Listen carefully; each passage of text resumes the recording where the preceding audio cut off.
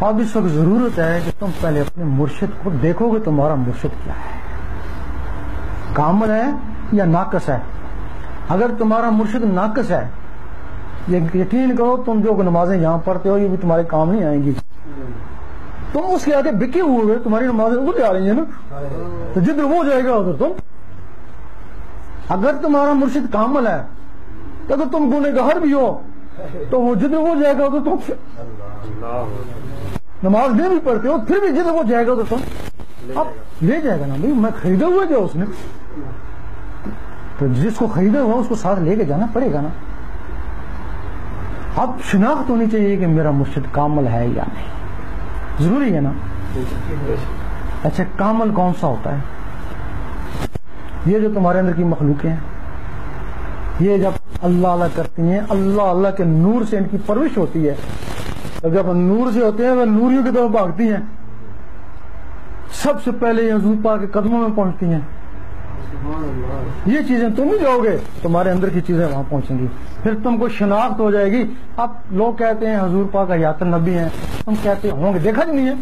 اور دوسرا کہتا ہے نہیں ختم ہو گئے ختم ہو گئے، تم کہتے ختم ہو گئے ہوں گے، دیکھا جو نہیں ہے۔ پھر جب ان کے قدموں میں پہنچ جاؤ گے ان کو دیکھ لو گے پھر تم کیسے کہو گے ختم ہو گئے؟ پھر تمہاری وہ گردن بھی اتار دے گے، میں نے خود دیکھا بھائی، میں کیسے کہوں گے وہ ختم ہو گئے؟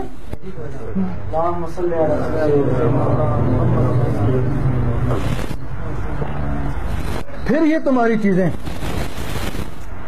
سیدھی رب کو پرواز کریں گی۔ وہ جو تمہارا اللہ ہے، سب کا ایک ہی اللہ ہے نا، تمہارا بھی اللہ وہی ہے، ہمارا بھی اللہ وہی ہے۔ جب تمہارے اندر منور ہو جائے گا تو اسی طرف جائے گا نا، جب اللہ کی طرف جائے گا نا یہ چیزیں جائیں گی، تو پھر ظاہری جسم سے حضور پاک پہنچے اور ان مخلوقوں سے ولی وہاں پہنچتے ہیں، پھر ایک دوسرے کو پیار سے دیکھتے ہیں، پھر اللہ تعالیٰ اس کو فرماتا ہے میں تجھے دیکھ لوں تو تو مجھے دیکھ لے، ایک دوسرے کو دیکھتے ہیں، پیار سے دیکھتے ہیں، پھر اللہ کا نقشہ اس کی آنکھوں میں آتا ہے، آنکھوں سے دل میں جاتا ہے، تو پھر اللہ تعالیٰ فرماتا اب تو نیچے چلا جا، اب جو تجھے دیکھ لے وہ مجھے دیکھ لے۔ اب جس نے پھر اس کو دیکھ لیا پیار سے، وہ نہیں ابو جہل کی طرح نہیں دیکھا، حضرت ابو بکر صدیق کی طرح جس نے دیکھ لیا، پھر اس کے لیے سلطان صاحب نے فرمایا مرشد دا دیدار بہو میں نے لکھ کروڑا حج جاؤں، کہ میں لکھ کروڑ دفعہ حج پہ جاؤں، اللہ وہاں تو نہیں ملتا نا، تو یہاں اس کے دیدار سے اللہ اس کے اندر۔ اگر ایسا مرشد تم کو مل گیا تو پھر جیسے بھی ہو، سلطان صاحب نے فرمایا آپ اللہ سے سارا ہوں، وہ ایسا مرشد پڑے آپ اللہ سے سارا ہوں۔ لیکن اب تمہیں شناخت نہیں ہے نا، کیا پتا تمہارا مرشد اللہ والا ہے جو نہیں، اللہ والا ہو تب نا۔ اب جس طرح چور کو چور پہچانتا ہے نا، ولی کو ولی پہچان، یقین کرو تم ایک چور پنڈی کا وہاں بٹھا دو، پشاور کا یہاں بٹھا دو، ایک دوسرے کو جانتے نہیں ہیں لیکن ان کی نظریں ٹکرائیں گی، وہ سمجھ جائے گا کہ میرا ہم پیٹی آئیے۔ اگر تمہارے اندر نور ہے تو پھر دل سے ٹکرائے گا، تم کسی دربار میں چلے جانا، تمہارے اندر نور پیدا ہو گیا، کسی دربار میں چلے جاؤ، وہاں بھی نور یہاں بھی نور، آپس میں ٹکرائیں گے، رکت پیدا ہو جائے گی، ذکر تیز ہو جائے گا نا، سمجھ جائیں گے کوئی ولی اللہ ہے۔ دوسری دربار پہ جائیں چیزیں ایسے ہی ہوگا نا، پھر اپنے مرشد کے پاس چلے جانا۔ اگر وہاں جا کر بھی ٹکراؤ ہوتا ہے، رکت ہوتی ہے، تو تمہارا مرشد کام کر گیا، اب پکا یقین ہے، اب اس کے اوپر ذرا بھی شک تمہارے کو کفر میں لے جائے گا،